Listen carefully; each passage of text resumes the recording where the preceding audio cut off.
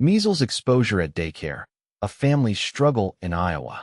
Imagine this. A single exposure to measles at daycare forces a family to completely restructure their lives. For one Iowa family, the reality of dealing with a highly contagious disease has turned their world upside down. And this is just the beginning of a story that's becoming all too common across the country. Martha Martin, a 26-year-old mother from Cedar Rapids, Iowa, finds herself in a difficult situation. Her 9-month-old son, Hal, was recently exposed to measles at his daycare center. Because he's too young to receive the measles, mumps, rubella, MMR, vaccine, which isn't recommended until a child turns 1, Hal must now stay away from daycare for nearly an entire month. This leaves Martha and her husband scrambling to figure out how to balance work and caring for their infant. "It just makes me so mad that this is happening," Martha shared. "It's scary because my son is not protected, and I'm having to worry about childcare, my job, and my husband's job." For families like the Martins, the ripple effects of a single measles exposure are enormous.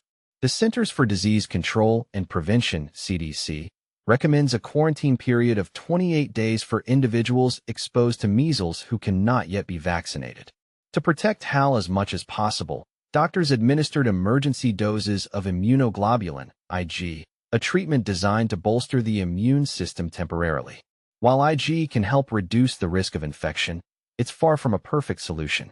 According to Dr. Tina Tan, president of the Infectious Diseases Society of America, children develop stronger and longer-lasting immunity through vaccination than they do from IG treatments.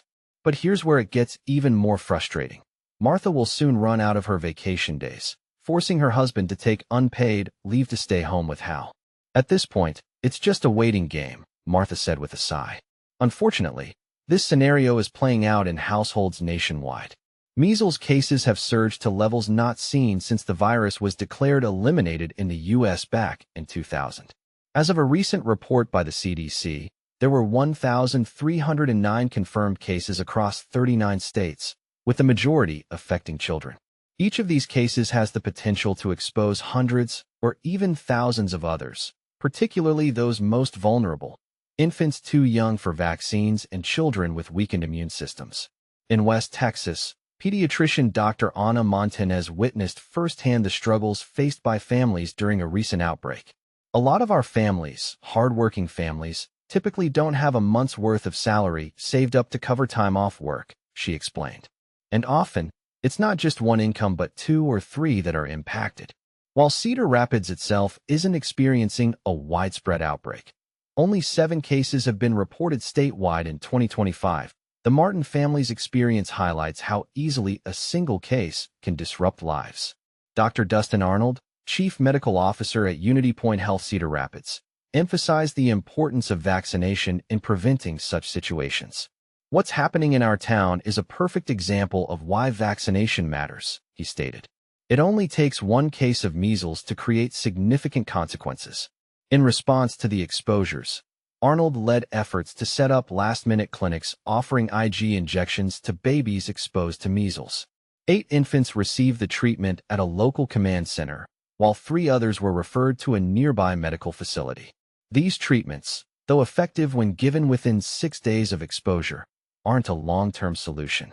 They're essentially a stopgap measure until children are old enough to receive the MMR vaccine. The clinics were organized under tight deadlines. Families were notified late on Friday, July 11th, about their children's exposure, and treatments began early the next morning. "There are infants out there who have no protection, and we don't want them to get sick," Arnold said.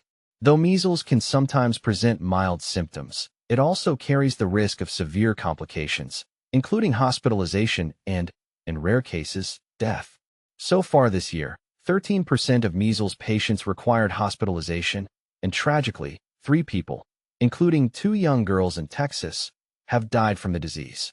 Just this past week, another child succumbed to measles in England. This raises some tough questions. Are we doing enough to ensure herd immunity? Should there be stricter enforcement of vaccination requirements in schools and daycares?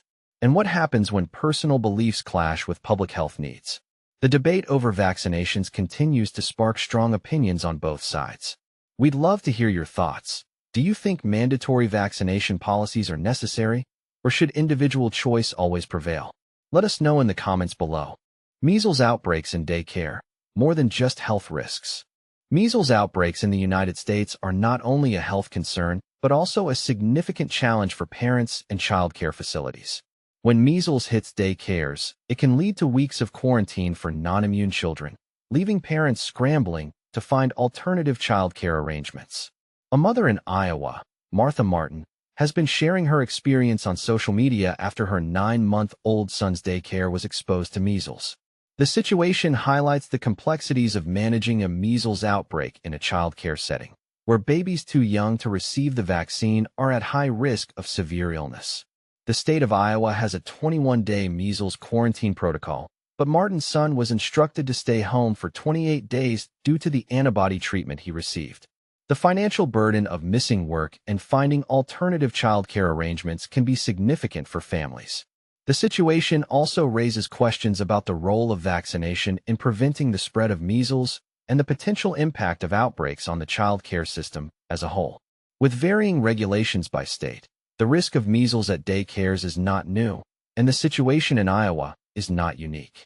As the country faces a 30-year high in measles cases, the need for effective prevention and management strategies is more critical than ever.